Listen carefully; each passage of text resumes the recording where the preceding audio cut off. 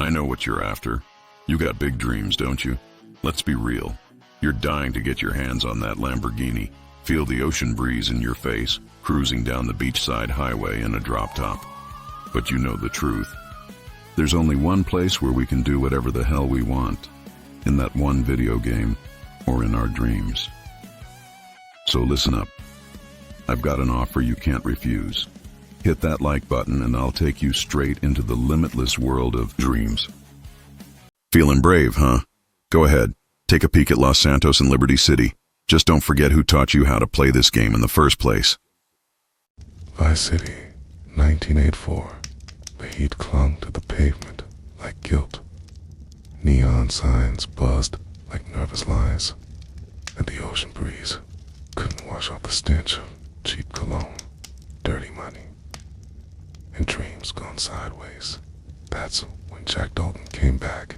He wasn't wearing gold chains or screaming for attention, just a sun-faded leather jacket, a burnt Winston behind his ear, and a look in his eye that said he knew where the bodies were buried because he helped dig the holes. After vanishing for 3 years, rumor said Zenfiro, maybe Las Venturas Jack, returned to Vice like a slow-building hurricane. No announcement, no welcome, just showed up outside the old shipping yard in Viceport with a duffel full of burner cash and a list of names he hadn't forgotten. First name on the list, Big Lou, a former associate turned informant, now running dirty cargo through the docks for a rival Cuban crew. Second name, the man who left Jack to rot in a Panamanian prison. And the last, still blank. Jack planned to let fate fill it in. He walked the cracked sidewalks of Little Haiti like a ghost that refused to stay buried. Every step closer to the Malibu Club meant another trigger pulled, another safe cracked, another secret clawed out of the rotting heart of Vice City. This wasn't a redemption story. Jack didn't want peace. He wanted control. Asterisk Jack Dalton slept through the shadowed gates of Viceport's old shipping yard just before midnight, the air heavy with salt spray and diesel. Floodlights perched atop rusted gantries, cast long, wavering beams across stacked containers. What a promise or a threat. He'd memorized the layout months ago, from satellite scans and insider tips. But standing here in person, the yard felt like the city's beating heart, exposed, vulnerable, and pulsing with secrets. He checked his watch, 11:52 p.m. read. The text on his burner phone, one last time, manifest uploaded. Crane 7, midnight. Don't screw up. No sender ID, no signature. Just a location and a warning that echoed in his mind. Don't screw up. Jack slid the leather strap of his duffel over his shoulder, its weight a familiar comfort. Inside, 3 burner radios, a micro-drone controller, cash in unmarked bills, and a single Glock with a silencer. The plan was simple.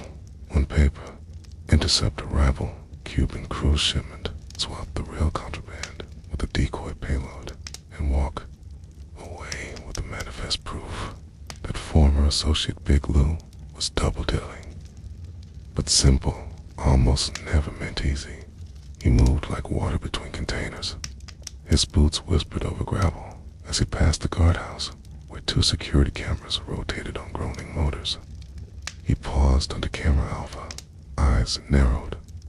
The feed would flash to black for exactly 30 seconds. Thanks to the microdrone, he'd hacked into the yard's auxiliary network. He tapped a button on his wrist remote. The camera shutter snapped closed. Now or never. Sliding through the gate, he melted into the camouflage of shadows. 3 rows down, Crane 7 stretched skyward, its control cab lit by a lone incandescent bulb. Beneath it, to Cuban Heavy's Rico and Miguel stood by a pair of forklift trucks, their posture casual but alert. They wore faded suits and cheap gold chains, the exact uniform of men waiting on someone else's orders. Jack took a deep breath, smoothing his jacket. He stepped into the pale halo of the bulb. "Midnight's here," he said, voice low. Word felt like detonating a charge. Rico's head snapped up. Miguel whirled. Hand on his .38. Jack raised empty hands, showing he wasn't alone. From the opposite side of the container room, two figures emerged. A lanky technician with a tool bag, and a stocky driver in an oil-stained cap. They were Jack's hand-picked for speed and silence. The technician plugged a PDA into the crane's data port. Lines of code scrolled across the screen. The driver slipped a hydraulic chisel beneath the container door, prying it open an inch. "Manifest?" Jack asked, eyes flicking to Rico to Miguel spat on the ground. "You're late, Dalton. We already unloaded." Jack didn't flinch. He stepped closer to Crane 7 and pointed to a clipboard strapped to its leg, a copy of the Yard Manifest. "Read it." Rico read aloud, voice trembling. 3 crates of Cuban cigars, 6 drums of rum, 24 boxes of electronics. Jack's pulse tightened.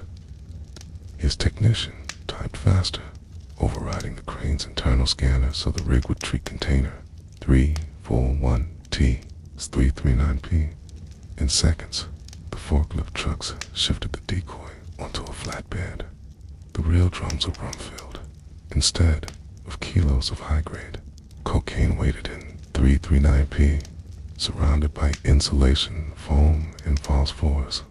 "Loaded," Jack said as the stocky driver signaled the forklift to lift 341T onto the rival cruise truck. "And let's go." Miguel's eyes flicked from the decoy to Jack's duffel. "Not so fast." Before Jack could react, Miguel's .38 barked once. The shot grazed Jack's leather jacket, sparks flying where the bullet struck the metal buckle. He slammed into the container frame, teeth clacking as the yard erupted into chaos. His technician froze mid-hack, PDA sparking. The driver jumped back, dropping the chisel. Rico cursed in Spanish and lunged for Jack's duffel. Jack rolled away, slamming the container door shut between himself and the aggressors. He yanked the microdrone controller from his pocket and punched the activation key.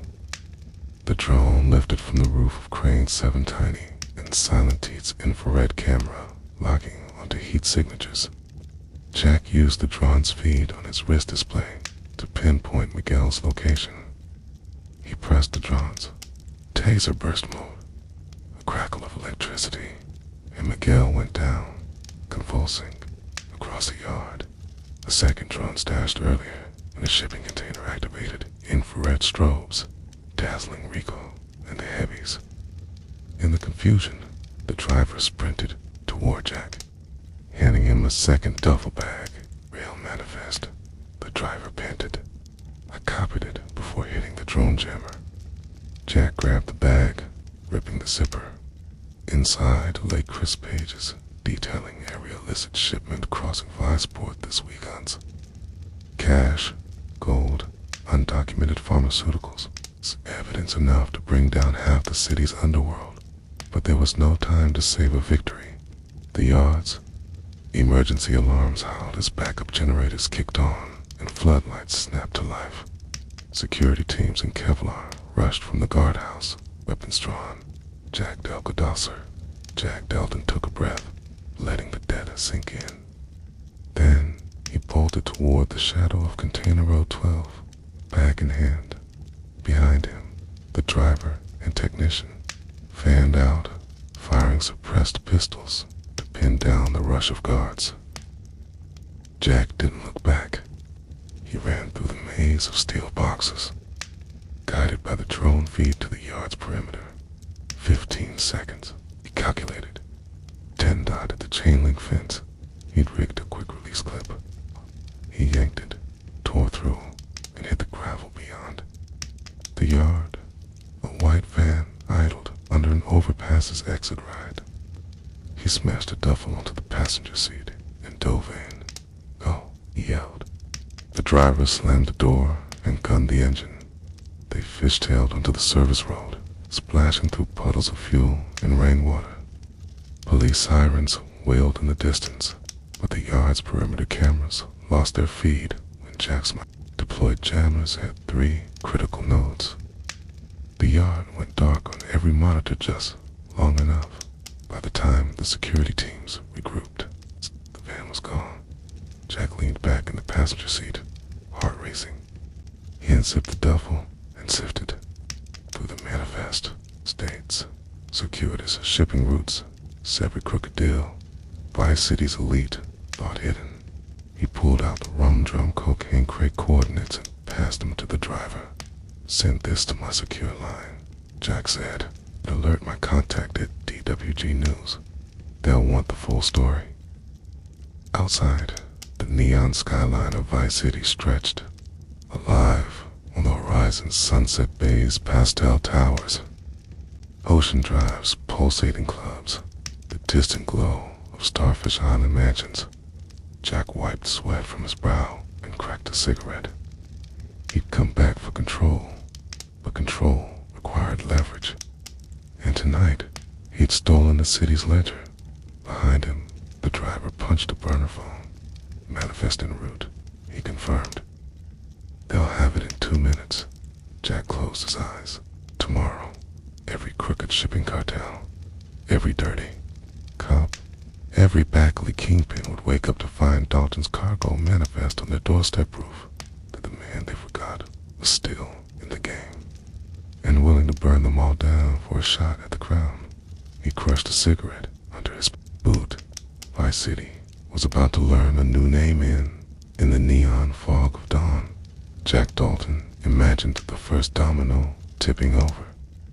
Jack Dalton didn't sleep. He sat in the back of the idling white van as it coasted down Ocean Drive. The stolen manifest spread across his lap like a dark prophecy. Every neon sign, every pastel tower, every late-night party pulsed around him, but none of it felt real. He'd just stolen the ledger of every illegal shipment into Vice City for the past month. Names of crooked cops, port officials, cartel lieutenants. Arms dealers Jack held their sins in his hands. He thumbed through the pages until a single entry caught his eye. D. Rojas, container 339P, 2,000 kilos. That was Don Rojas, half-mad kingpin of the Cuban trade syndicate, and the man who'd ordered Jack's old partner, Big Lou, to set him up 3 years ago. Rojas was powerful rumor to pay half the vice port. Doc, Unit his wrath was as legendary as his gold-plated Cosa Nostra-style office in the Malibu Club's private back suite. Jack closed the duffel, glanced at his driver, and said, in a low voice, "Take me to the Malibu Club. I want Rojas and Lou both in the same room." The driver nodded and guided them under the club's valet canopy, where tinted stretch limos disgorged satin-clad tourists and sunburnt dealers. Through the glass doors, a three-piece band warbled sultry salsa. The bar was a riot of spit-polished brass and mirrored panels. Cool air dumped down like a promise of safety, but Jack Dalton did not find safety here. He found power. Inside, he marched past the velvet rope, flashed the manifest printout at the bouncer marked authorized customs. Inspect. The muzzle eased his entry with only a grunt. Jack moved with purpose, boots clicking on black and white tiles. He passed the neon-lit dance floor, where dancers writhed in the glow. Unaware they were on the border of Wardeye, in the back corridor behind the VIP rooms, he found the service entrance to Rojas' suite. A pair of heavies guarded the door, chrome, pistols hanging in their holsters. Jack didn't hesitate. He tucked the wall Jack with the slim signal scrambler phones when dead in a 5-meter radius. Biometric locks glowed red. Within seconds, the door clicked open. He stepped in. The suite was a shrine to indulgence marble floors, panoramic windows overlooking the marina, and behind Rojas's desk, a massive Cuban flag framed in gold. Don Rojas himself sat cross-legged on a white leather sofa, fingers steepled, staring at Jack with cold curiosity. Lou stood beside him, beads of sweat glistening on his shaved head. "Jack Dalton," Rojas said softly, voice echoing back from the grave. Jack set the manifest on the desk.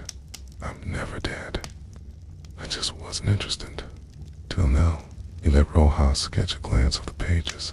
The kingpin's nostrils flared. "You frame me as a smuggler," Rojas growled, "and bring proof to my own club." Jack shrugged. "Proof gets sold for the right price." Rojas stood, slow and deliberate.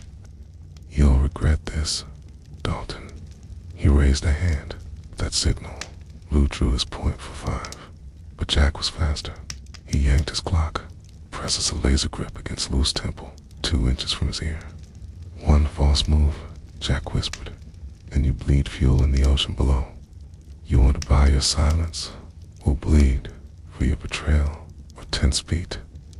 Lou's eyes darted to Rojas, pleading. Rojas's jaw clenched. Finally, he backed away and sat slower on the sofa, head bowed. "Price," Jack smiled.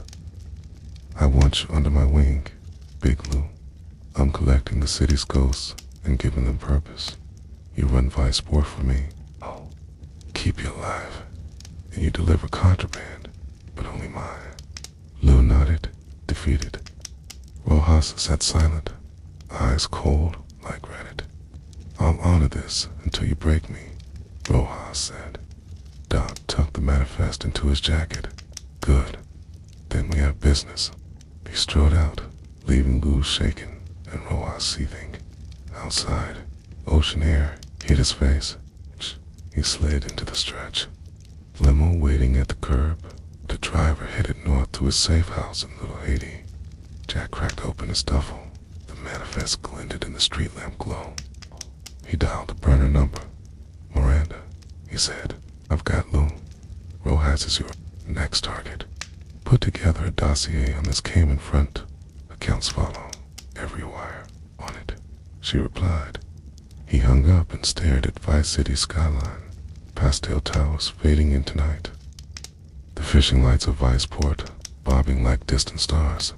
He had to manifest the loyalty of Big Lou and the soon-to-be crippled Don Rojas, from the shipping yards to the hottest nightclubs.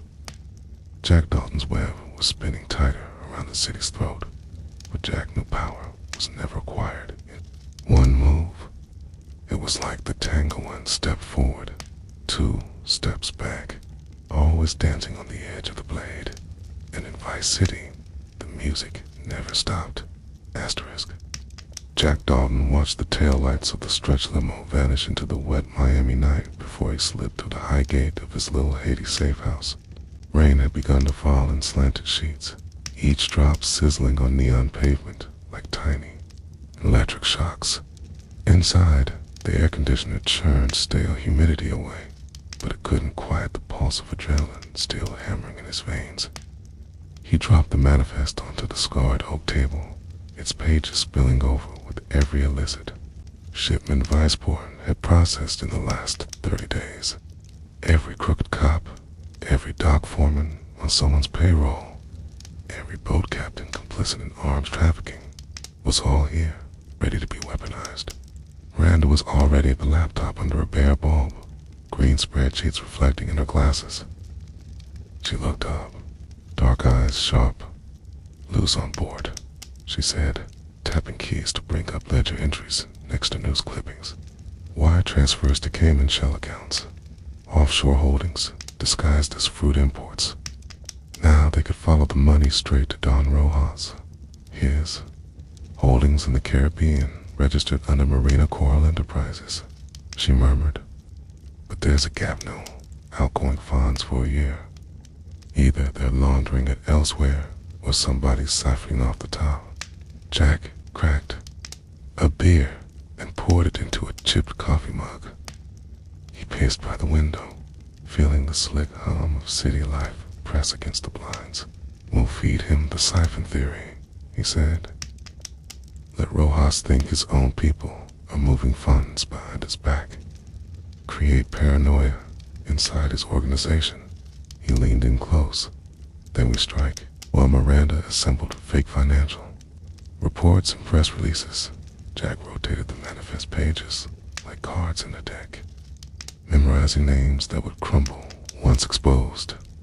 Next door, T-Bone was outfitting Lou's crew with discreet radios and burner phones, one-way channels straight to Jack. Those men, once working for Rojas, would now funnel intelligence about shipments, patrol schedules, and muscle movements.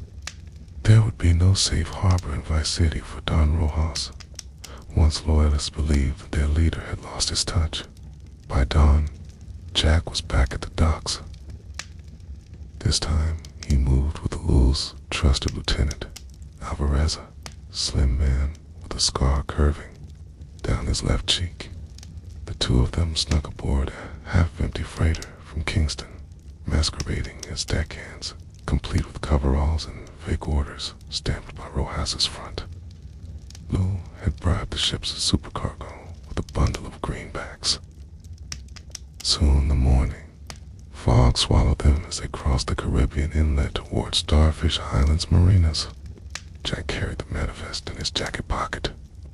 Alvarez held a sat phone locked to Jack's line. Their mission, intercept a weapons shipment destined for Rojas's private armory. Word was, the cargo held Uzi submachine guns and Chris-Vector pistols enough to arm 50 men. Jack intended to reroute that arsenal into his own fold, tipping the city's underworld balance irrevocably. They found the crate under a tarpaulin, the whole metallic cases labeled marine equipment. Alvarez pried it open, revealing rows of submachine guns and styrofoam cradles. Jack's grin was wolfish. "Let's get these to storage," Jack whispered, signaling Alvarez to close the crate. They replaced the weapons with boxes of fishing tackle swiped from a separate shipment, another detail Lou orchestrated. No one would notice until extraction. Behind them, a noisy engine warned that Rojas' security detail had arrived too. Burly thugs in loaded Haramaki vests, scanning flashlights across the hold. Jack and Alvarez melted into shadow, slipping out through a side hatch over the water-down back in Lou's renovated boathouse. Jack oversaw unloading under flickering fluorescent tubes. Every rifle, every magazine was inventoried into wooden racks. T-Bone and Dazio fit custom silencers and tactical grips. Miranda recorded serial numbers and matched them to manifest entries stolen from Rojas. When they were finished, Jack stepped back and lit a cigarette in the damp air. The boathouse smelled of salt and oil and something more intoxicating. The future days blurred into a string of quick hits. Jack's network hijacked courier vans carrying cash for Rojas, rerouted illicit liquor runs, blackmailed crooked harbor commissioners, and leaked documents to sensationalist TV crews. Vice City's underground contracts began to reroute through Dalton's web, even as the legend of someone new spread in the clubs and alleyways. The Sunset Boulevard boutique where cocaine met crystal. Word got out. There was a cleaner, supplier in town who didn't cut corners. Everyone wanted an introduction. Jack sold that exclusivity for obedience. Rojas, locked away behind his marble desk at the Malibu Club, seized on every TV monitor footage of his lieutenants under arrest, of shell corporations exposed online, of barge raid stories headlined, "Rojas loses grip on port." The Kingpin's empire was slipping. Paranoia ate him whole. It splintered his forces, sending them tailing each other down dead ends. Some men fled to Mexico or Florida. A few took contracts on Jack's head Adley bounties, whispered in dark corners. But what didn't kill Jack only forged him stronger then. One humid evening, Rojas made his gambit. He called a summit at the Coral Reef Penthouse, his most secure fortress on ocean, drive inviting every underboss in the city with promises of restored order. Jack knew attendance was mandatory for anyone still breathing. He accepted the invitation with a cryptic RSVP. He'd bring Lou, his own second-in-command. Rojas wouldn't suspect a trap. In fact, he might think Jack was bending the knee. On the rooftop terrace of that gleaming tower, under an apocalyptic orange sunset, the city sprawled below like a radioactive oil painting. Rojas sat at the head of the oversized aviator table, robe draped over his shoulders, eyes red-rimmed. Mexico's tequila flowed freely. Cuban cigars puffed clouds of defiance. Around them, men once loyal to Rojas eyed Jack with suspicion. Enzo, the arms dealer, Cruz the smuggler, Victor the debt collector, each carrying his own grudge. Jack took the seat across from Rojas. Lou stood behind him, hands folded. Jack lifted a crystal tumbler to new beginnings. He toasted, voice smooth as aged rum. Rojas answered with a curdled smirk and downed his shot. The assembled watched. Tension cut the air like a guillotine blade. Then Jack spoke. I've just one question. Don Rojas, when did your empire stop serving you and start serving itself? He slotted the manifest onto the table. Each name glowed under the sunset. These pages show every wire you sent offshore last quarter. $6 million diverted into phantom trusts. You told these men here that loyalty meant all or nothing, yet they were siphoning silk behind your back. A ripple went through the crowd. Enzo's jaw twitched. Cruz's hand twitched toward his gun. Victor's face betrayed more fear than loyalty. Rojas rose, chair scraping.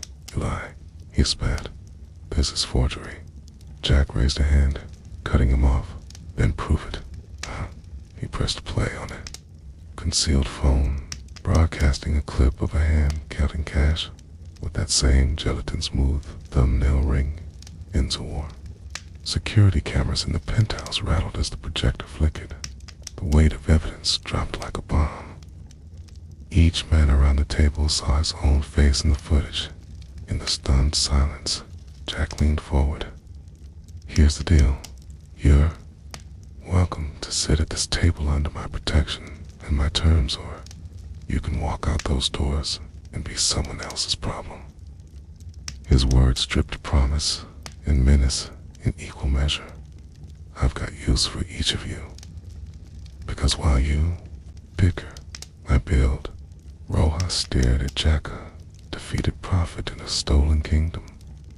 Then he flinched as shots rang out behind him. T-Bone, perched above in a concealed turret, had drilled 2 bullets into the terrace wall to demonstrate reach. Panic erupted. Men scrambled for cover. His crews surged in from a hidden stairwell. Submachine guns trained at those who hesitated. Within 30 seconds, Jack tallied 15 hostages in body bags. No one important, just message bearers. He dropped the trigger. Guards from both hands and raised them. I send a second wave if anyone moves, he said, and a third until you bleed yards of turf before you die. The underworld faces at the table whispered their assent, sweat-soaked and hollow-eyed. Jack flicked a manifest shut. And be useful. We meet weekly, but you'll supply me with it. Ships, guns, safe houses, money laundering schemes. In exchange, no one touches your families or your holdings. Failure to comply. You saw the alternative. He stepped past Rojas, who slumped in defeat, eyes vacant. As Jack reached the door, he paused and looked back.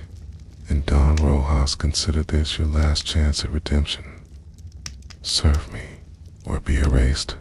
Then he walked out into the cooling night, flanked by Lou and his reformed lieutenants.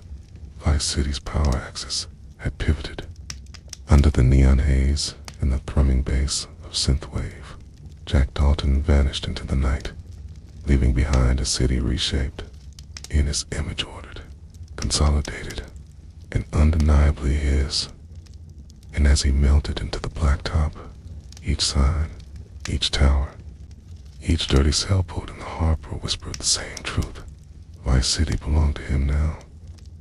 Jack Dalton stepped off the coral reef penthouse rooftop into the back seat of his waiting sedan, engine idling like a coiled snake. The night air carried the hum of distant sirens and the last strains of a steel drum band fading on Ocean Drive.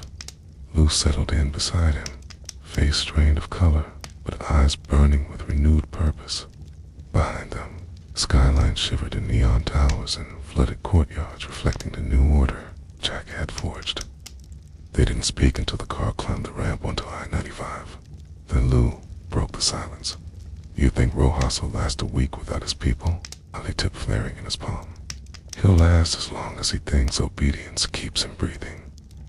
But soon enough, every dollar he moves will clear through my accounts first." Back at the safe house, Miranda was already waiting, red-eye cups of coffee in hand. She'd hacked into Vice City PD's internal channels and pulled the personnel files on every officer assigned to Rojas investigations, dirty and clean alike. "Your coup triggered an implosion," she said. 3 captains reassigned, 2 precinct chiefs promoted out of state. Their replacements answer to me. Jack dropped the manifest onto the table. Its pages lay like a map of tangled loyalties. Good. Now we turn the screws on the Hartley Syndicate. Next shoot. Saw their shipment last week. 20 kilos of smack slipped into a seafood order. They'll plead once they realize who's behind that leak. Miranda nodded, already toggling feed windows. "I'll ghost those Hartley transfers, the Rojas' shell networks. They'll call you seeking mercy. You can sell them a protection racket disguised as a consulting fee." Outside, T-Bone and Desio were unloading pallets from a city-lemon delivery truck's stacks of cold, hard cash bound for under-the-table donations at every major political fundraising gala. Jack's smile widened, the kind that never reached his eyes. "Tonight we buy influence," he said. "Every speech, every headline in the Gazette will echo our benevolence. Then, in 2 weeks, we file for zoning changes strip clubs in Sunset Boulevard, a marina expansion in Viceport, and a tax incentive zone for Lou's new Import-Export Co." Thunder rumbled as a storm rolled in from the ocean. Rain plastered the safe house windows. Jack leaned over the pool of neon from the street lamp, tracing plans in the air.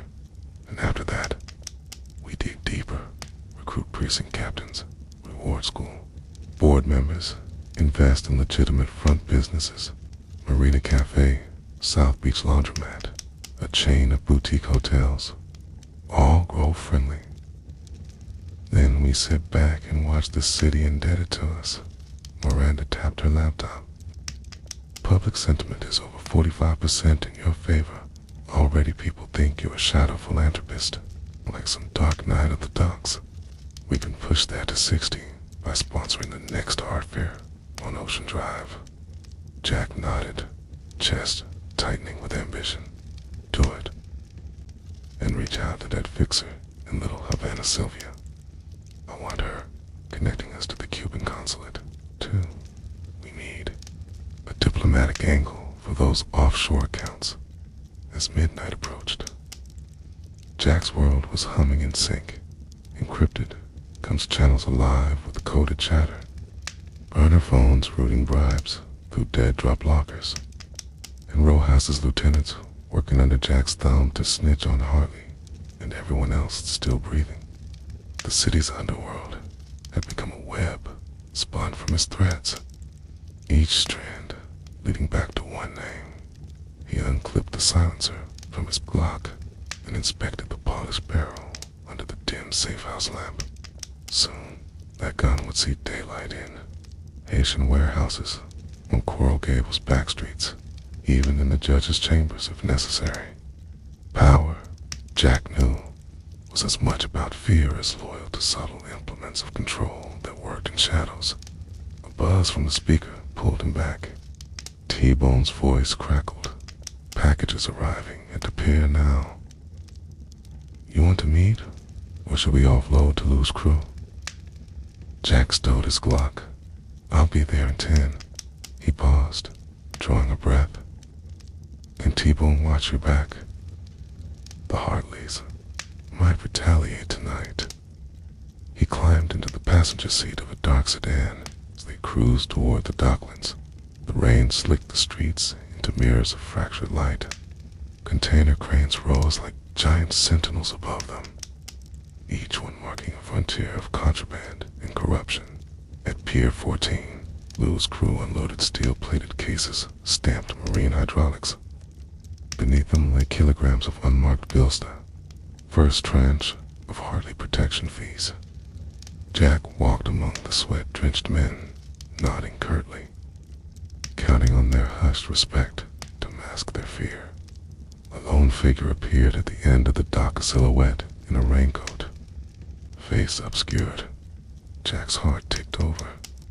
He recognized the gate.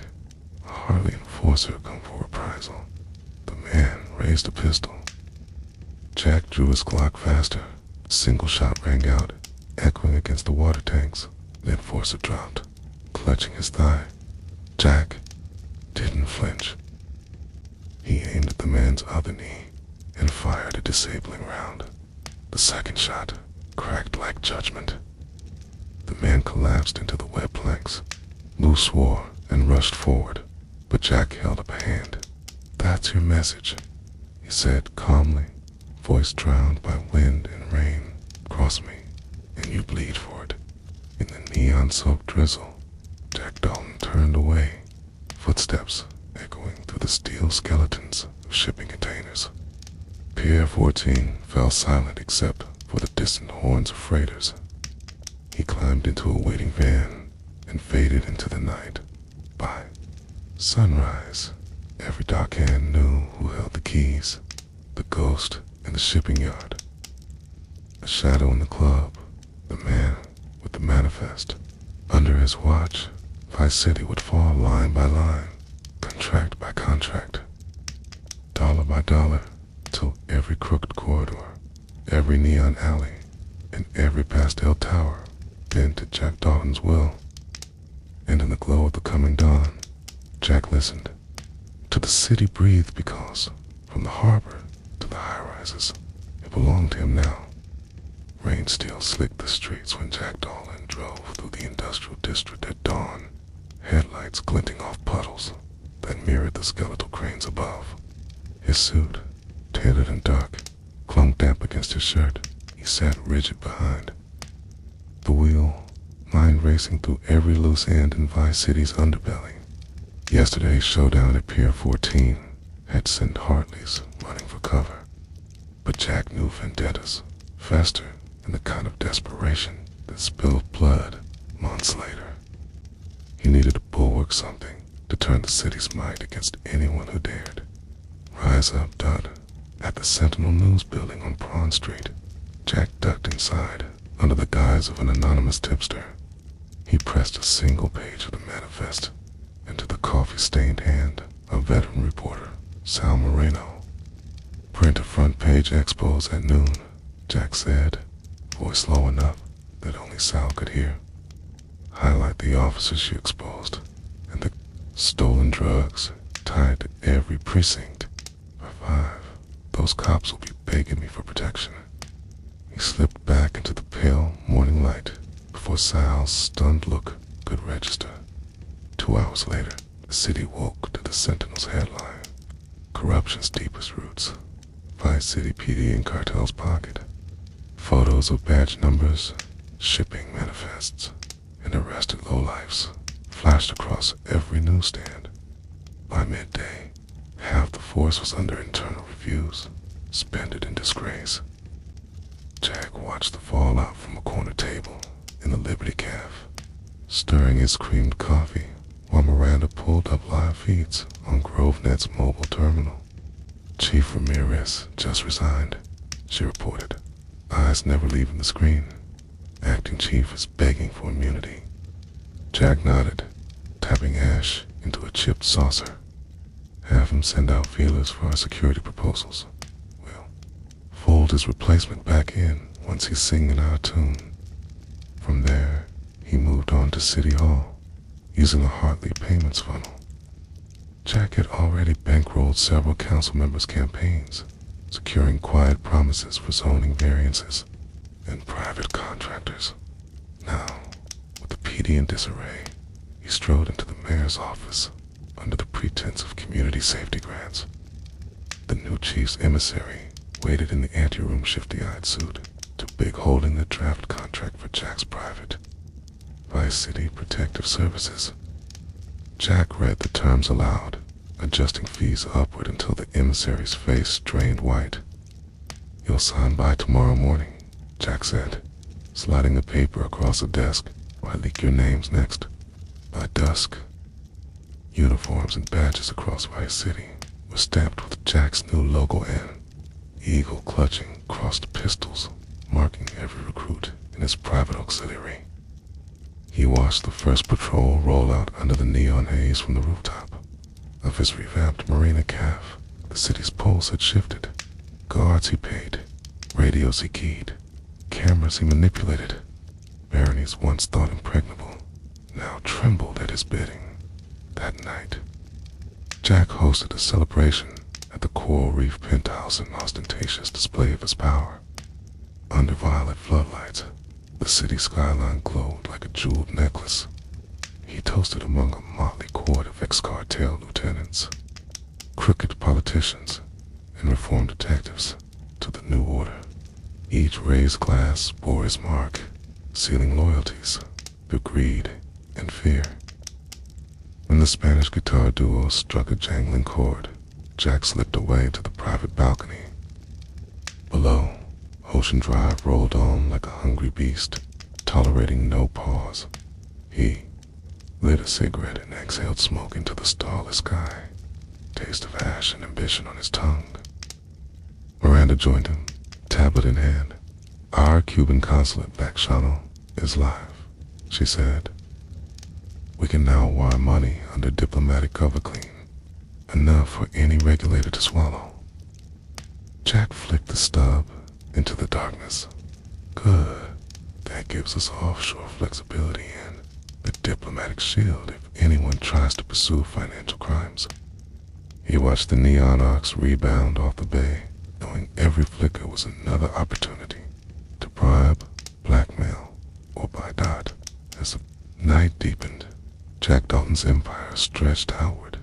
Under the table deals with Miami mob factions, secret arms exports through civilian freighters, and a cadre of informants planted in every courthouse.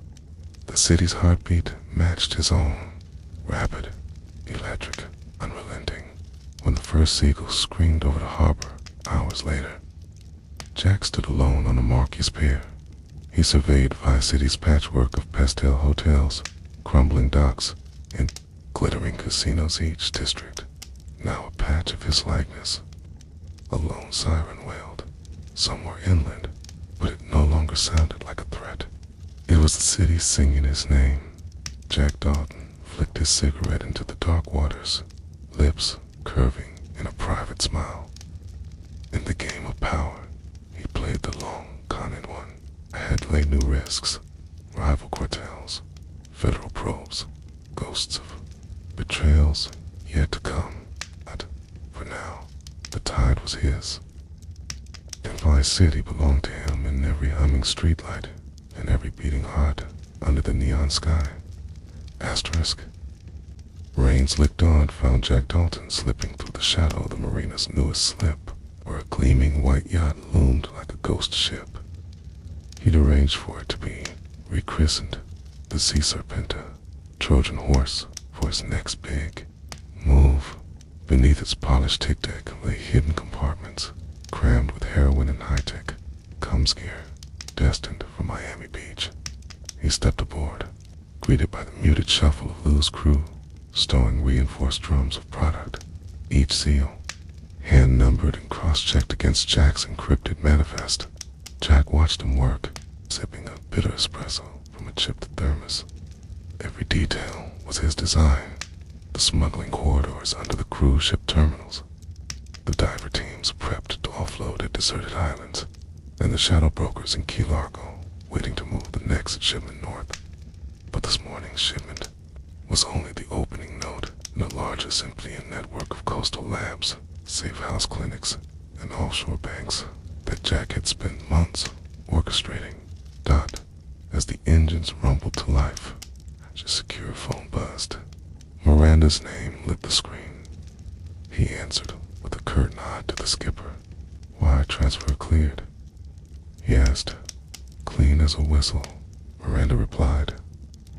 Our Havana back channel finished routing through 3 shell companies. No paper trail reaches Miami-Dade regulators. Jack exhaled. Good. Keep an eye on the feds there, sniffing around that hardly hit too. I don't want any surprises. I've got eyes on every task force unit. They're busy chasing ghosts.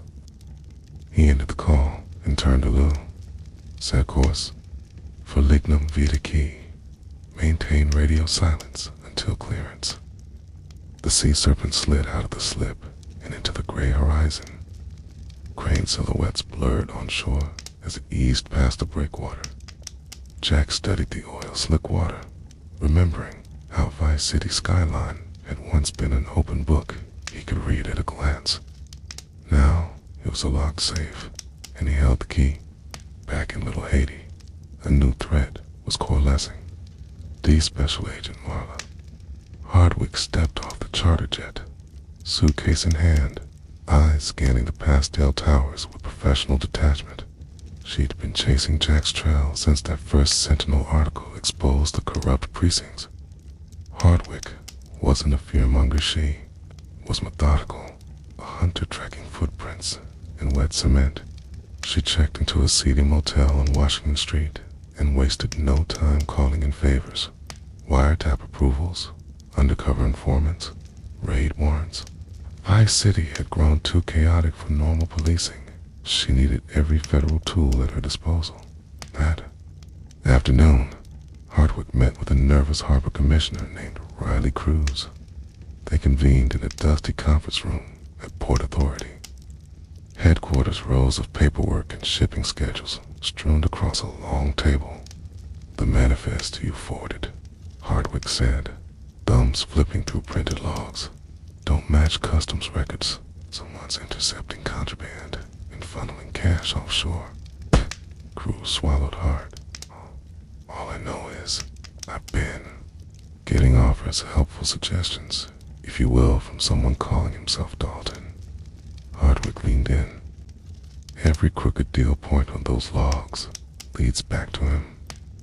I want full access to every shipping container database in Miami-Dade, starting with Viceport." Cruz's hand trembled over a mug of stale coffee. "You have to be careful. This Dalton is not just a smuggler.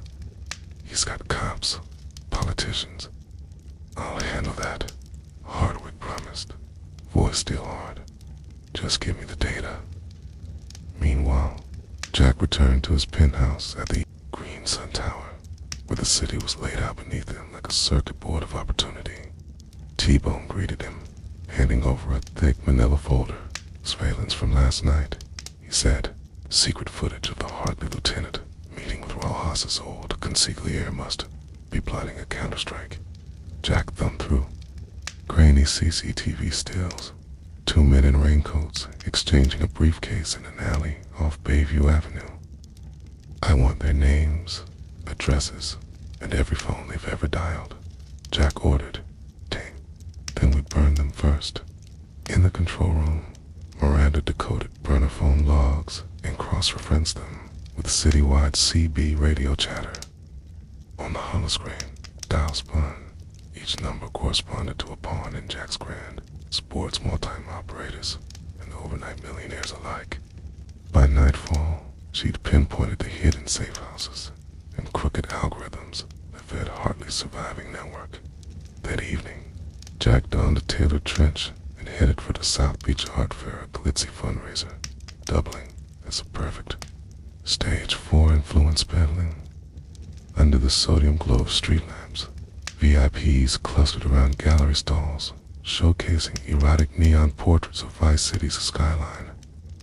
Jack moved through the crowd like a shark among minnows, shaking hands and slipping crisp envelopes into designer clutches. Each envelope contained just enough cash to secure alliances, a city commissioner here, a nightclub owner there, even a local judge, eager for election season donations. Agent Hardwick watched from a distance, binoculars trained on Jack's strolling path. She'd stationed confidential informants inside the event, wired into her cum loop. Her earpiece crackled. He's meeting with the judge now. Hardwick dropped into the crowd, feigning interest in an abstract sculpture dripping with pink resin. As the commissioner passed, she tapped his shoulder. "Commissioner Reyes?" she asked, flashing her badge. "Do you need a word?" Get Reyes stiffened, eyes darting to Jack as he sauntered away. "Now," he hissed. Hardwick nodded. "You're under investigation for illegal campaign contributions." The commissioner's face paled. "You can't, a court order can." Hardwick cut in. Her partner cuffed Reyes. A ripple ran through the fair whispers of scandal and shocked gasps. Jack, 10 yards away, paused mid-handshake. He slipped into the shadows, disappearing into the neon-lit grid of streets. 2 nights later, Jack convened. The inner circle in his clandestine grip room below the penthouse walls lined with intercepted tapes and satellite feeds. T-Bone, Miranda, Lou, and Desio gathered around the central holly table. On its surface glowed the Uzi shipments diverted off Lignum Vitae. Jack's voice was calm. "Hardwick's made a play at our political partners. She's exposed one commissioner, but she doesn't know how deep we're in the system. So, we hit back." He tapped the holly map, zooming in on South Beach. "We'll stage a charity gala, Jack Dalton Foundation for Youth Art. Message, redemption, community service, personal contugences. We flood the media with images of Dalton, the philanthropist." "That'll muddy her case." Miranda's fingers flew across a keyboard, a lick the galley invite to every major lifestyle magazine. "We'll spin the D-raid as an attack on local culture." T-Bond grinned. "I'll have our auxiliary badge wearers set up security at the event, planted in the crowd. To manage any protests," Desio added quietly, "I'll circulate a dossier on Hardwick or offshore. Bank records, her ex-lover's testimony about her tactics." Lou nodded, scarred hand tapping the table. "And we'll make sure the commissioner's whisper network turns on her. She becomes the villain in her own story." Jack stood, eyes glinting like steel. Then it settled. Hardwick won't know what hit her. He flicked off the holly table, leaving only the hum of the concealed servers outside. Vice City's arteries pulsed with like tour buses, speedboats, and street vendors, all under the electric haze of neon. From the docks to the penthouse, from the shoreline to City Hall, a silent war was waged in whispers and wire transfers, and at its center stood Jack Dalton, architect of a new order. He walked down the stairwell into the humid night, each step echoing like a promise. Behind him, the humming servers stored every secret he'd unearthed and every lie he would tell. Ahead lay more deals, more betrayals, more territory to conquer. In Vice City, power was a drug, and Jack Dalton was hooked. For good. Jack Dalton spent the next week buried in Gallow logistics. The Dalton Foundation for Youth Art would be more than a charity event. It was a full-scale PR offensive. He handpicked a defunct warehouse on the edge of South Beach, turned its raw brick walls into a high-end gallery, neon-lit canvases by up-and-coming street artists, holographic murals dancing across exposed piping, sculptures built from rusted shipping crates. Every detail screamed edgy benevolence, designed to drown out any whisper about drug lords or port skimming. Invitations went out to every Miami lifestyle columnist, every local celebrity, and key political figures, the acting police chief, 2 city council members, and half the county prosecutors.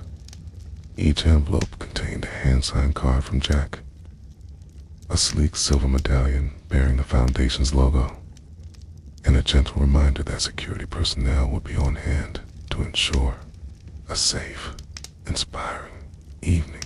Flyers on GroveNet touted the event as Vice City's next cultural renaissance, complete with promises of family hours to soften the hardcore message. Meanwhile, Dee's special agent Marla Hardwick mobilized her team.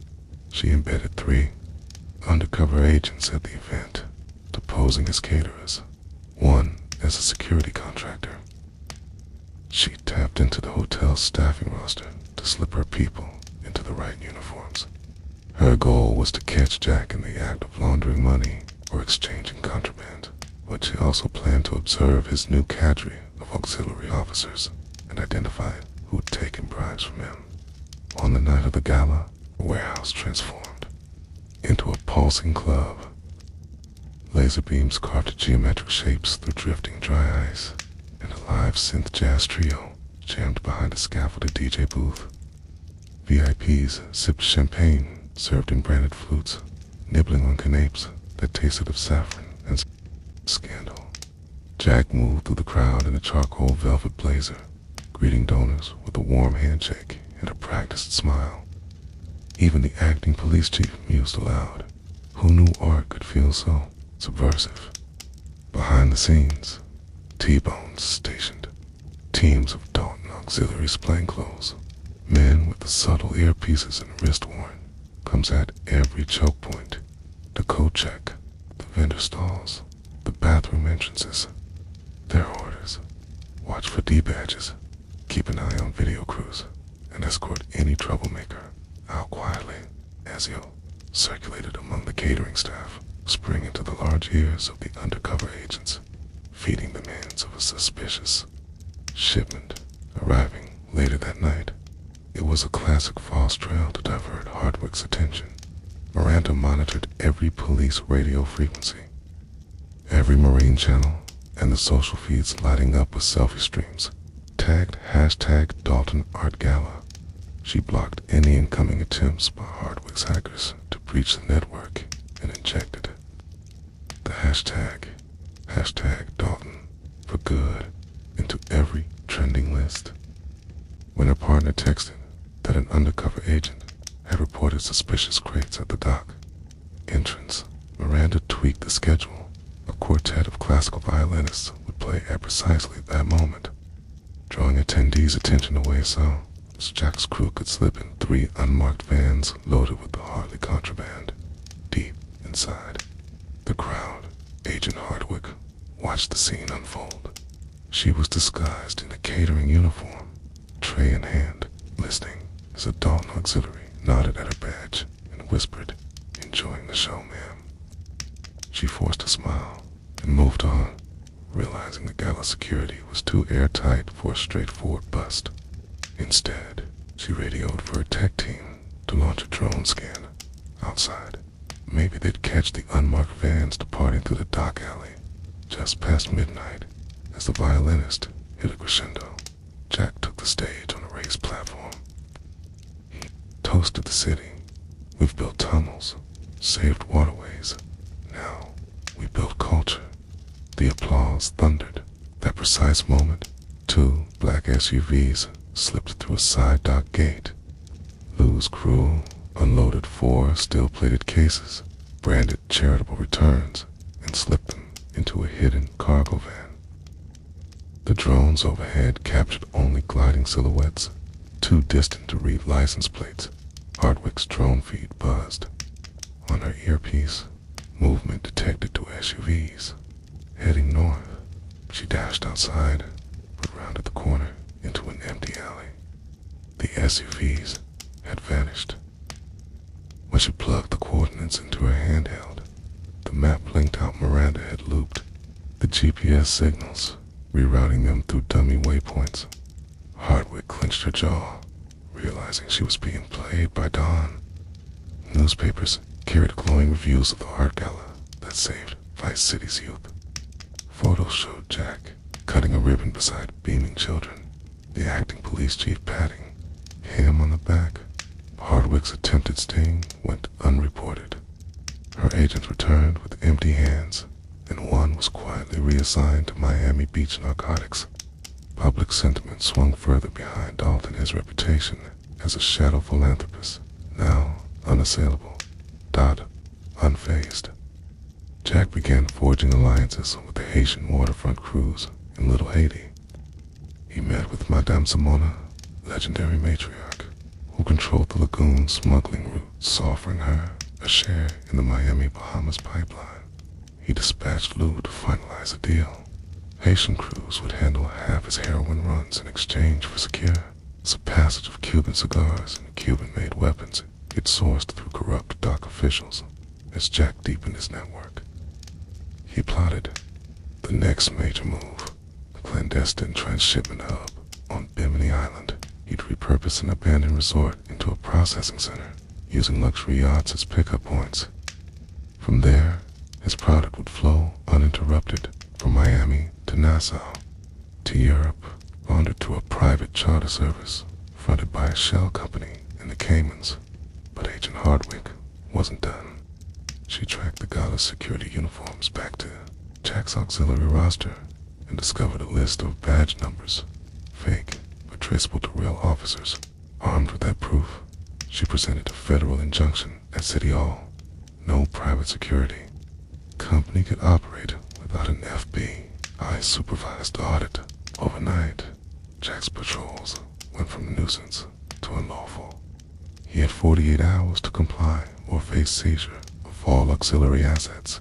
Jack gathered Miranda, T-Bone, Lou, and Desio in his penthouse war room. The ceiling T-floor screens displayed Hardwick's injunction. His voice stayed calm. They want our security? It's fine. We'll give them something bigger to worry about. He launched a new plan. Operation Quo Dropper, simultaneous leak of Miami Beach cartel communications, Haitian political payoffs, and Rojas's old shipping logs to Panama's Gazette. The media would explode in scandal, diverting attention from his auxiliary crackdown. Miranda typed rapidly. I'm prepping to leak now wire transfers, GPS records, audio tapes. By sunrise, every news outlet from Miami to Madrid will run. Front page exposes T-Bone unsheathed the tablet. Local precincts are backfilling those roles with public safety cadets. We can ghost an entire precinct's worth of uniforms and credentials and move our people into municipal jobs.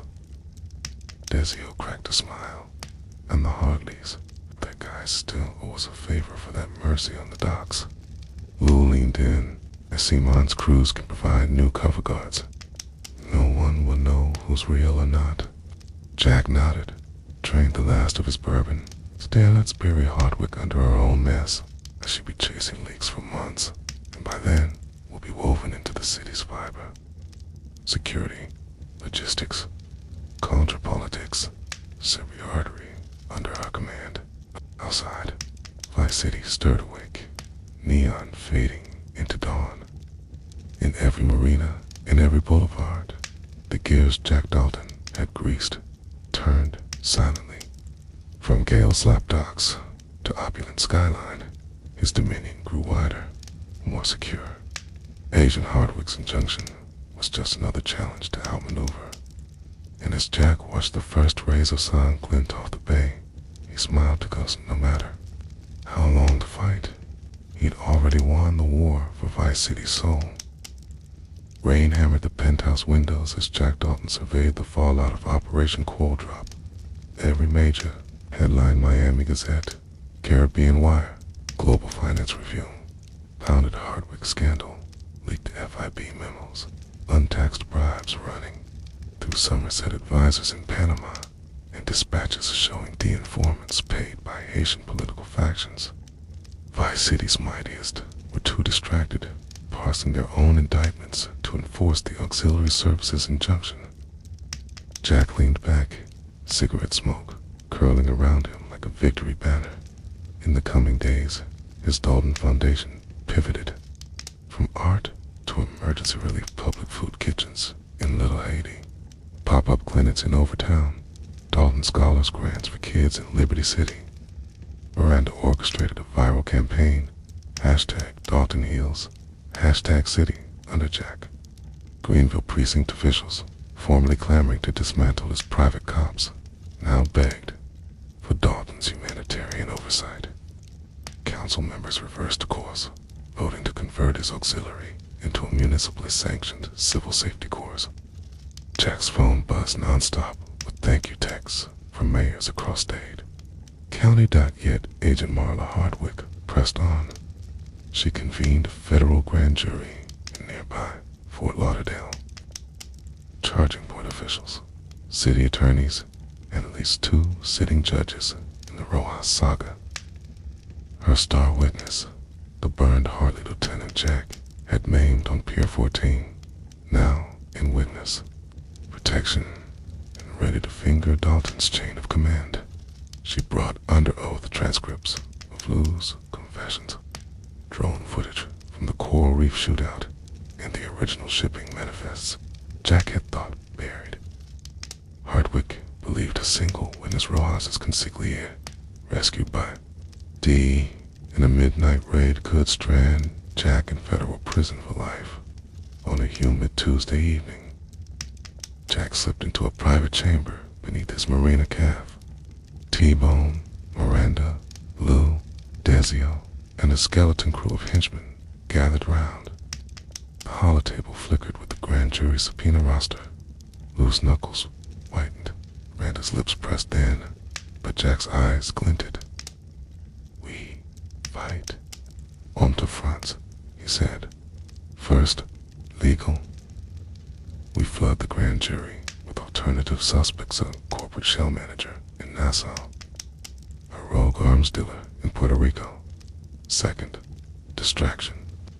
Tonight, we reopen the Starfish Island Art Festival with performances by reggae icons flown in from Kingston. The press will swarm for culture, not court." By midnight, Starfish Island exploded in color and music. Jack himself took the stage in a pressed linen suit, dedicating the festival to healing through art. Photos of him hugging children in painted pavilions dominated social feeds. Hardwick's subpoenas, served that morning, were overshadowed by live TV, beaming Bob Marley's grandson, ripping soulful chords behind the pastel mansions. Interviews spun Jack as by city's patron saint hard to indict a philanthropist when the world sees him cradle a baby in his arms. Behind the scenes, Miranda ordered cyber forensic teams to infiltrate the grand jury's scheduling service. Within hours, hearings scheduled for Thursday were mysteriously delayed until after next week's mayoral primary, courtesy of Phantom. Security threats flagged by the same City Hall IT division Jack now controlled. T-Bone's auxiliary relayed false intelligence to the U.S. Marshal's potential threat from Haitian militia cells. By the time federal agents mobilized, they found an empty warehouse and an unsigned Dalton. Desperate, Hardwick pivoted. She targeted Jack's financial backbone, the Bimini Transshipment Resort. Federal Coast Guard cutters surrounded the island under an anti-narcotics task force banner, boarding yachts and inspecting every haul. But Jack was to moves ahead. Months earlier, he had transferred the resort deed to a Cayman trust, leased it back to a non-profit he created with local investors. When agents hauled crates of untouched fishing gear and canned tuna from the docks, the Coast Guard ended up apologizing for the misunderstanding. their warrants was technically invalid. In the murky aftermath, Jack held a press conference right outside the Ionian Shores Casino, his newest acquisition, purchased at a sheriff's auction after the previous owner was indicted in Hardwick's first sweep. He announced a 24-hour public safety guarantee. His civil safety corps would patrol the strip gratis for the weekend, showing families could gamble without fear. Cameras captured uniformed auxiliaries, guiding tourists, diffusing petty scuffles, and escorting lost children back to parents. Hardwick's raids on Bimini fell into obscurity against these feel-good images. By the time the grand jury reconvened, Jack had leveraged new lobbying contracts with the county commissioners, quietly gifting them casino vouchers and front-loaded credit lines at the Ionian Shores. 2 of the 3 jurors on the panel recused themselves due to conflicts of interest. The sole remaining juror, civic activist with a penchant for local art, found all charges against Dalton insufficiently substantiated. The case was dismissed as dawn broke over Vice City's pastel facade.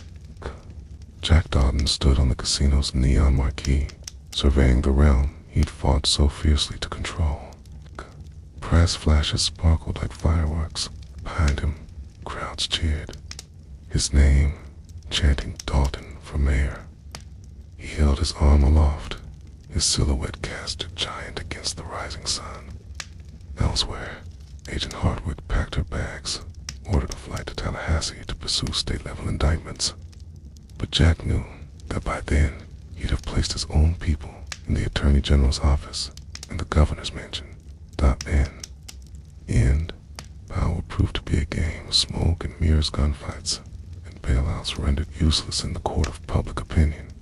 Jack slipped off the marquee and melted into the celebration below, where the line between the underworld kingpin and beloved civic leader had vanished. Vice City had been won not with a single bullet, but with billions of dollars, 1,000 forged papers, and the art of controlling the narrative. And as the city's renaissance roared to life, his pulse beat in time with one heartbeat above all, Jack Dalton's. Rain-slick streets gleamed under the neon halo of Vice City's dawn as Jack Dalton slid behind the wheel of his matte black Admiral. The city had just celebrated its victory casino, lights still winking in the harbor end, yet he felt a familiar tingle of unease. Public acclaim was one thing. Real power was forged in the unseen crucibles of loyalty and fear. Today, he would sharpen both by at first stop, Little Havana. He pulled up to El Malachi. The bakery was ovens, now turned profits into offshore investments. At a backroom table, Madame Simone waited, her eyes reflecting the weight of every smuggler who'd once begged her mercy. Jack laid out the blueprint for Bimini's resort front. She studied it, lips pressed, then nodded. Their alliance would bind Haitian crews to his shipping lanes for years to come, and unlock routes straight into the Caribbean. Next, the City Hall Annex. Jack arrived in a quiet sedan, no lights, no security detail in sight. Undercover auxiliaries flanked the entrance city employees, both in name and paycheck, ensuring the front door stayed open only for him. He climbed the marble steps, greeted by Councilman Torres, who trembled at the sight of him. With a curt nod, Jack handed over the signed ordinance to legalize his civil safety corps as a municipal department. Torres's relief flickered into gratitude. Jack's ledger of influence grew ever larger. Across the bay, Agent Marla Hardwick assembled her own task force in a rented loft with panoramic views of the skyline. Purpose burned in every line of her face. She'd seen Jack's rise, felt the sting of each public relations coup. She dug into his past school records, medical files, family ties, searching for that one flaw she could expose. But as her analysts hit at head, she realized to bring him down, she'd need to play the same brutal game he mastered. Meanwhile, Gun's cameras caught word of a Colombian faction seeking to muzzle in on his Florida-Bahamas corridor. They'd hijacked one of his small freighters off Key Largo, snatched a shipment of industrial heroin. Lou and T-Bone convened at the marina. Small boats bobbed on dark water, engines ticking. When Jack arrived, cold calculations lit his face. He ordered a lightning strike steal back the freighter at sea, capture the Colombian's informant, and use him to broker a new deal that favored Dalton. In 15 hours, the job was done. The ship recaptured, rival ops confused, and Jack's crew richer by $3 million clean dollars. By evening, he attended a gala at the Versace Mansion Inn, ostentatious charity for pediatric cancer research. Of all things, photographers snapped his every move. The benevolent mob boss turned philanthropist under the crystal chandeliers. He sidled next to a deputy man and whispered about community reinvestment loans for vice wards. Weeks later, those loans would fund casinos in Trouville and a string of nightclubs and Ocean Beach legal fronts for an empire that never slept, yet at home in his penthouse. Jack often found himself staring at the skyline in silence. Beyond the glitter, he remembered the dockyard's cold still and the first bullet he'd ever fired. Power, he'd learned, was a living thing, hungry, vengeful, ever-changing. He poured a glass of bourbon and tapped the phone. Miranda's face appeared, tired but determined. "New intel," she said. "A mole in our Miami Beach precinct. Someone's feeding hard with pieces of your network." Jack exhaled, mind racing through 1,000 permutations of betrayal. As midnight approached, he donned his leather jacket again and stepped into the warm downpour. Rain blurred neon streaks into cosmic ribbons. You couldn't outrun the city's poles, only ride its currents. Jack Dalton walked through that storm, every footstep echoing the promise that Vice City, at least for tonight, belonged to him. But in the tempest's next roar, new challenges would rise. And Jack would be ready. Asterisk rain pounded the penthouses. Glass walls as Jack Dalton stared at the city grid sprawled below, each neon artery humming with movement he alone controlled. The leak in his Miami Beach precinct gnawed at him, a tiny fissure that, if left unchecked, could flood his entire operation. He turned from the window and tapped his intercom. "T-Bone, get Lou. We're running code red." Within minutes, they assembled in the underground garage. Lou's scarred fingers traced the precinct roster printed on a damp cigarette pack. T-Bone loaded matching black hand gold badges into a case. Desio calibrated a signal jammer tuned to precinct radio frequencies. "Tonight, we flushed the rat," Jack said, voice low and precise. "Miranda, ping every digital logos, texts, badge scans, anything tied to that precinct. We'll have his name before midnight." Miranda's fingers flew across her laptop's backlit keys, firewalls sparking under her attack. Outside, the storm raged, disguising the screech of their getaway car as it climbed the ramp to erase tire tracks from the wet asphalt. By 11:47 p.m., Miranda spoke. "Captain Bradley, 2 decades on the force. Pocketed nearly 50 grand in bribes, export permits, security details for our competitors. He's meeting a buyer now at the grotto, a dive under MacArthur Causeway." Jack nodded. "Let's move." They arrived in 3 dark vehicles, T-Bone's SUV, Desio's unmarked cruiser, and Jack's Commodore with its signature eagle decals masked in black tape. Under the bridge where water swirled, cold and dark, the grotto's neon sign flickered, single blue star leaking electricity. Inside, busted stools lined a bar slick with spilled rum. Captain Bradley sat talking low to a trembling broker, both clutching manila folders. Jack stepped into the lamplight, coat collar up. Evening, Captain. Bradley froze recognition, curdled into fear. In a blink, T-Bone and Dezio fanned out. Bradley's hand dove for his holster, but found only empty sleeves. Jack removed his phone and held it to Bradley's ear. "Listen," he said, lowering his voice into the line.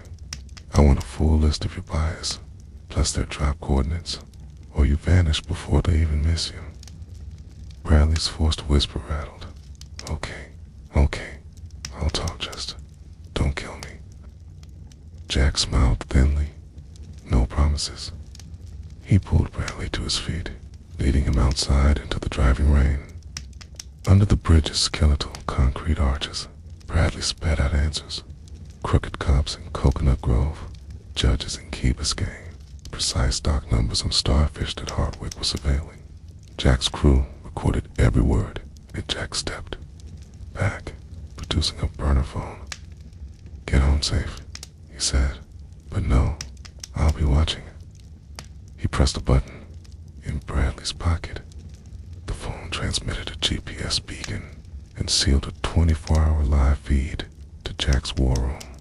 Within 48 hours, Jack had dismantled Hardwick's mall network. The captain's informants quietly vanished to the mine. Keys, precinct transfers reassigned or quietly retired, and Bradley himself became a ghost, too afraid to show his face. Hardwick, unaware of her assets' betrayal, spun in confusion by dawn. Jack convened his inner circle atop the penthouse balcony. Rain-slicked tile cooled beneath their boots. Lou's eyes gleamed. T-Bone flexed his jaws. Randa's tablet glowed, with real-time logs confirming the purge. "We own the precinct again," Jack announced. "Now we go on the fence." He detailed the next phase, planting false evidence of a rival cartel's operations inside Miami-Dade's Marine precinct, tipping Hardwick to deploy D-teams against the Colombians instead of Dalton's network. While she chased phantoms, Jack would secure longer shipping lanes to the Bahamas and expand his medical clinics, now fully funded through offshore trusts she'd never traced. 6 days later, police boats surrounded a fleet of Cuban pleasure craft. Hundreds of kilos of harmless fishing nets and life jackets seized, broadcast live on every news channel. Hardwick celebrated a victory as a major coup. Behind the scenes, Jack's own crews offloaded the real heroin shipment 2 miles offshore under cover of a decoy radio beacon. That evening, Dalton attended a televised mayoral fundraiser at the Miami Marine Stadium, a charity for hurricane victims. He shared a stage with the mayor, swapping anecdotes about relief efforts. When cameras zoomed in, Jack's cufflink sign, Tiny Eagle, cut the light. In the audience, undercover D agents wondered if they'd ever uncover the true story. Back at the penthouse, Jack poured a last glass of bourbon. The city was realigned, precincts loyal, cartels misdirected, Hardwick chasing shadows. Yet he knew the game never ended. Power in Vice City was alive, wire, thrilling, dangerous. Always humming for attention, he raised his glass to the rain-streaked skyline, whispered to tomorrow, and drained it. Outside, the neon buzzed on Vice City's pulse, beating to Jack Dalton's rhythm. Rain-slick avenues gleamed beneath the neon haze as Jack Dalton's empire rippled outward. In the fortnight after he reclaimed the precinct, he quietly acquired Club Olympus, Vice City's most notorious nightlife joint. Under its pulsing strobes, he installed his own culture ambassadors, bouncers in tailored suits who scanned IDs and funneled VIPs into a backroom lounge decked in black marble and gold. There, between wrist-guard installations by Haitian Collective, Nouveau Vision, dealers whispered to bartenders about private shipping codes and off-the-books runway rights. The public saw an elevated experience. His insiders saw their orders fulfilled without ever touching a manifest. Across the causeway, Agent Marla Hardwick marshaled her federal arsenal. She persuaded the IRS to freeze 5 shell corporations linked to Jack's Cayman Trust and coaxed ATF agents to tail a Latin American arms dealer rumored to supply his fleet. But each sting came up empty. Jack's money had already funneled through 3 more ghost entities. The arms courier turned out to be a decoy boat painted in Miami Vice pastels. Meanwhile, Hardwick's own press conferences grew shriller, her frustration echoing through network news, while public opinion cheered, often the patron over Hardwick, the pursuer Dot, at a waterfront dinner beneath fairy light stringers on starfish. Islander Jack cut a deal with Hector L. Tiger Morales, a Monterey-bred arms broker. Morales unloaded a convoy of custom revolvers and semi-autos under seals marked luxury yacht parts, in exchange for Jack's promise to underwrite his nascent Baja racing circuit. Jack envisioned trucks rigged as mobile clinics pulling up to remote Mexican villages, medical goodwill masking discreet resupply missions for Morales' crews. When the last glass of tequila was poured, Jack patted Hector on the shoulder. "We're not just suppliers, we're the future." Back in the penthouse, Jack leaned into his political ambitions. He commissioned a series of youth empowerment concerts on Ocean Drive, free admission, headlined by local reggae fusion acts and cross-promoted on GroveNet's new FM frequency. Between sets, Jack delivered impassioned speeches about community investment and restoring Vice City soul. Surfers, tourists, and gentrifiers alike snapped selfies with the man they dubbed the People's Kingpin. T-men, unholy alliance of reformed cops, graffiti artists, and ex-Cuban sailors worked day and night to plaster posters reading Dalton, 85, on construction fences and pastel stucco walls. Hardwick, sensing her window closing, authorized the deep insertion of undercover agents into Jack's auxiliary ranks. She briefed a pair of seasoned operatives, one a disgraced former detective known only as Cole, the other a digital forensics ace named Samaritu, posed as event security and IT support, respectively. Cole's wire required him to win T-Bone's grudging respect through staged, successful midnight crackdowns on local street gangs, while Samara had to plug a hidden backdoor into the club's comm servers. Jack sensed anomalies, unexplained radio dropouts, SD cards showing curious timestamp gaps, but he chalked them up to Hardwick's last flailing gambit. Late one muggy night, intelligence arrived at a Colombian cartel cell planned to offload 5 kilos of uncut heroin at Soldier Key, small island near the Miami Dragway.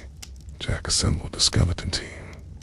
Luan comes, T-Bone commanding a riverboat, and Desio with an M4 slung across his chest. They slipped through mangrove choke points under strobing lightning. When the Colombian speedboat slid alongside, Jack's men struck like vipers, flash bangs detonated. Revolvers barked in the darkness. Jet skis carted the drug bells away before the cartel's muscle knew what hit them. Shots echoed across the Gulfers as Desio took a glancing wound to the shoulder. T-Bone dove to shield a local fisherman caught in the crossfire. Jack himself moved with predatory command cuffing. The cartel's lieutenant to the deck and rifling through his pockets for IDs. By the time the Coast Guard arrived, summoned by a false distress call Jack's team had rigged earlier, they discovered only an abandoned skiff and fishermen recounting tales of ghost pirates. The real cargo vanished into Dalton's network, and dawn, a message blasted on every FM channel. Vice City, united against narcotics. Thank you to the Civil Safety Corps. Uniformed auxiliary is complete with Overtown and Liberty City. Badges conducted. A staged cleanup at Soldier Key, retrieving phone life rings and fake contraband props to secure media coverage. Jack watched the live broadcast from his penthouse, a whiskey-soaked grin curving his lips. Hardwick's mole, Cole, was quietly extracted by Samara under promise of immunity, and, as he flew out, he left behind a trail of falsified logs implicating a Venezuelan smuggler, till in the aftermath, Jack's political machine rolled on. His community-first billboard on Sunset Boulevard brightened the skyline. His youth concerts became weekly fixtures, Tantum clinics sponsored by Ionian. Shore's profits offered free checkups in Overtown. Even the mayor's office sent him letters of commendation. Hardwick's grand jury still lingered in Tallahassee, but Jack's front-page exploits had shifted the narrative. He was no longer the hunted, but a civic savior. Rain began again that night as Jack slipped onto his balcony, the neon grid shimmering like circuitry at his feet. In the warm downpour, he raised a glass to the city he'd remade an empire built on sweat, steel, and spun illusions beyond the glittering towers. New horizons beckoned, a real estate foray into Everglades ecotours, a clandestine airstrip in the Bahamas, maybe even a foray into state politics with a lieutenant governor slot next year. His cigarette glowed. In the gloom, power, he knew, was never static. It was a storm perpetually brewing, and Vice City, like a living organism, would feed on its gusts. Jack Dalton exhaled, ready for the next thunderclap. Rain pounded the streets as Jack Dalton surveyed the latest skyline from his penthouse's panoramic window. Below, Vice City's neon veins pulsed with traffic and fugitive dreams and empire, born in smugglers' holes and nurtured under flood-lit charity galas. He could taste victory on his tongue, sense the storm gathering on the horizon. Agent Marla Hardwick's final gambit. By midday, Lou delivered word of a clandestine federal task force assembling offshore. 5 Coast Guard cutters, 2 Black Hawks, and a flotilla of stingrays, shadowing every known smuggling route between Florida and the Bahamas. Hardwick had convinced Washington this was a scourge of a lifetime. Jack lit a cigarette and watched the smoke curl toward the ceiling. "Let them come," he muttered. "We'll greet them with mirrors." He called a summit in the war room beneath the cafe, a circle of steel chairs and alley, maps that trembled with every satellite ping. T-Bone leaned over charts of the harbor, marking chalk points. Miranda tightened encryption on every digital channel. Desio polished his M4, preparing for a showdown. "Operation Last Tango," Jack announced, voice cold as rainwater. "We fake. Our main pipelines collapse, draw in their cutters, then cut loose our rail shipments through twin tunnels under Gallows Point. Hardwick won't know which end is up." As dusk fell, a phony explosion at the old industrial pier blacked out sections of the waterfront. Sirens wailed, floodlights converged, and federal patrol boats closed in. Meanwhile, Jack's true Convoy 3 steel-hulled yacht slipped out of sight beneath a cloak of drone-deployed smokescreens. Miranda's cyber ghost looped maritime radar blips. T-Bone's sharpshooters guarded each hatch. Lou's crew guided the vessels through submersible channels carved years ago.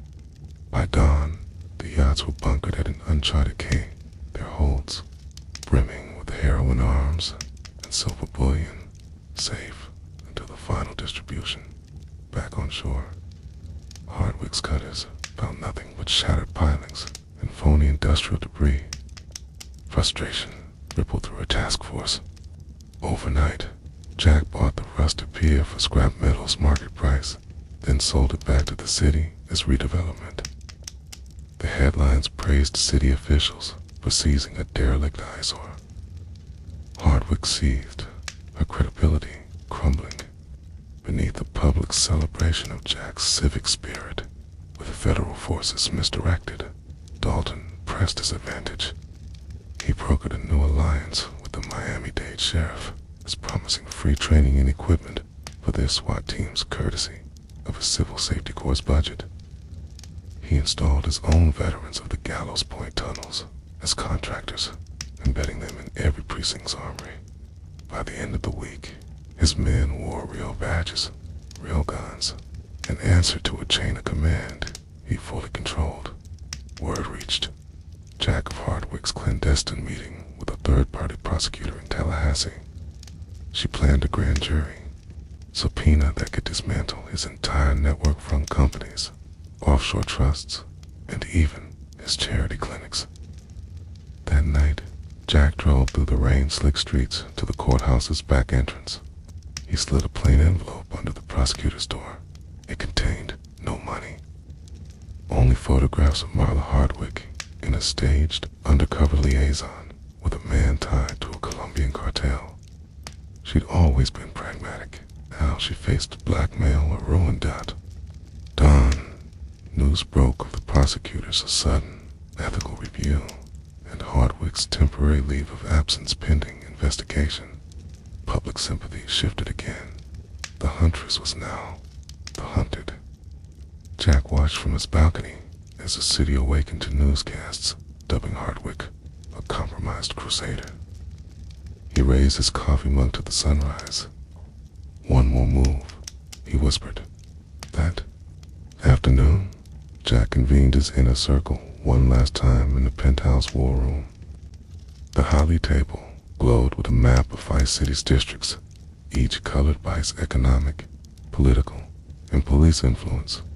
"We stand at the summit," he said, voice measured. "Tomorrow, I walk into City Hall, not as a shadow kingpin, but as a candidate for governor. They'll applaud my record clinics, courts, Coast Guard contracts, and I'll secure the State House. That's where true power lives." Dezio cracked his knuckles. T-Bone smirked. Miranda's eyes shone. Outside, Vice City's neon haze beckoned like a promise. Jack Dalton took a deep breath, savoring the calm before the final storm. The penultimate play was set tomorrow. He would seize the ultimate prize. Asterisk. The dawn broke over Tallahassee in molten gold, streaking the domed Capitol in a light so radiant it seemed to burn away every rumor of Jack Dalton's past.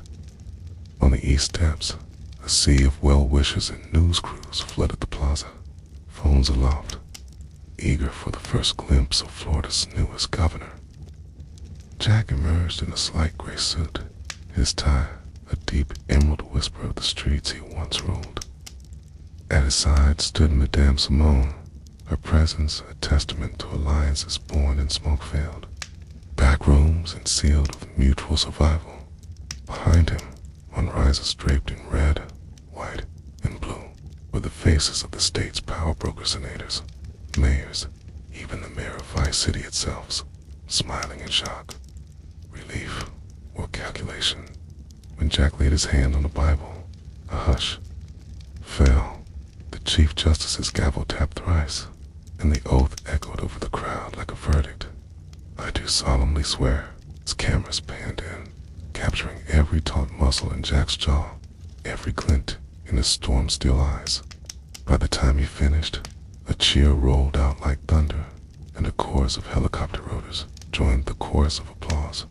He stepped up to the lectern. The flag of Florida rippled behind him, but all eyes were on the man who had once smuggled heroin under the cover of night, and now stood poised to rewrite the laws themselves. Jack's first words were measured and deliberate. "Fellow Floridians, I stand before you, not as a savior, but as living proof that transformation is possible. From the docks of Vice City to this grand capital, I have learned that the only true power is the power to change." He paused, letting the weight of his journey settle into every year. Today, we embrace a new chapter, one where prosperity is not only for the few, and justice is not a cloak worn by the privileged. We will rebuild our infrastructure, fortify our ports, and protect every bayou, beach, and boulevard from corruption that costs us our children's future. When he spoke of ports and infrastructure, His voice carried the resonance of intimate knowledge, knowing the angles of shipping lanes, the weight of steel beams, the crooked corridors where money once flowed like poison. He vowed a thorough investigation of every contract over the past decade, a new ethics commission with broad subpoena powers, and free vocational training at community colleges across the state. And though the press pressed him on his murky past, he simply smiled and said, "Judge me by my deeds today, not the shadows I once inhabited." Over the next weeks, Jack moved like a chess grandmaster. He signed a slate of executive orders, one creating a maritime accountability task force to audit every federal grant to Florida's harbors, another injecting emergency funding into the Ionian Shores Casino Redevelopment Initiative that promised jobs, tourism, and legal fronts for his philanthropic arms. He publicly pardoned 3 law-level street dealers who had turned state's evidence, positioning it as a gesture of compassionate justice and an example of rehabilitation over retribution. Back in Vice City, his civil safety course was formally integrated into Florida's Public Safety Department. Uniforms changed from black and gold to navy and white, with state seals replacing the eagle insignia. T-Bon Ramirez was quietly promoted to Deputy Director of Public Safety. His past as a street enforcer glossed over in a biography lauding his steadfast community service. Dezio was appointed Chief of Logistics for the Florida National Guard's Civilian Liaison Unit. He was charged with coordinating emergency relief after hurricanes. Miranda Ferraro became Jack's Secretary of Digital Affairs, her firewall prowess now protecting state networks rather than illicit radio towers. Hardwick, demoted to Assistant Attorney General after her career derailing scandal, watched Jack's ascent from the sidelines. She returned to Washington for congressional hearings on federal corruption, but every time she tried to mount a federal case against him, her own recorded dossier, packed with Jack's blackmail photographs, blew back in her face. Even her allies found it too politically dangerous to pursue. Jack's victory was total, yet in the quiet hours, Jack Dalton never rested. He hosted cabinet meetings in a glass-walled suite atop the Capitol, where the vista of swaying palms reminded him of Gallow's point tunnels lit by battery lamps. He convened nightly strategy sessions over charts that mapped drug seizure statistics next to unemployment rates and port tonnage figures. Every data point was a peg on which to hang either a reform or a whisper campaign. He wore his scars both literal and figurative as proof that he understood the city and the state at their rawest edges. By mid-year, Florida's coastline bore the marks of his influence. Revamped marinas with transparent procurement, seaports humming under new oversight boards, and charming seaside art fairs now officially funded by state grants. The media lauded this as governance with street-smart flair. Business leaders cheered the cut in corporate taxes tied to infrastructure bonds. Even the feds called off their last inquiry, handing final victory to the man who had once skated on the razor's edge between law and lawlessness. In private, Jack prepared his next move, the Presidential Exploratory Committee. He knew the corridors of power in Tallahassee were just a stepping stone to greater stages at a midnight gathering. On the Capitol balcony where jackhammers and neon arc lamps once clashed together Simone, Keeble, Miranda, and Dezio. Below them, the city they built stretched shimmering against street lamp grids. Jack lifted a glass of bourbon. To the next frontier, he toasted, voice low. Simone smiled, raising her own tumbler. From Vice City to the White House, she said, "It's our destiny." T-Bone and Dezio echoed the sentiment, while Miranda simply nodded. Rise, already tracing lines of code for the campaign's digital firewall. Dot, as the party dissolved into the warm summer breeze. Jack Dalton lingered, a Alone on the balcony, the capital's golden dome glowed behind him, its star-bright crown echoing the neon haze of his past domain.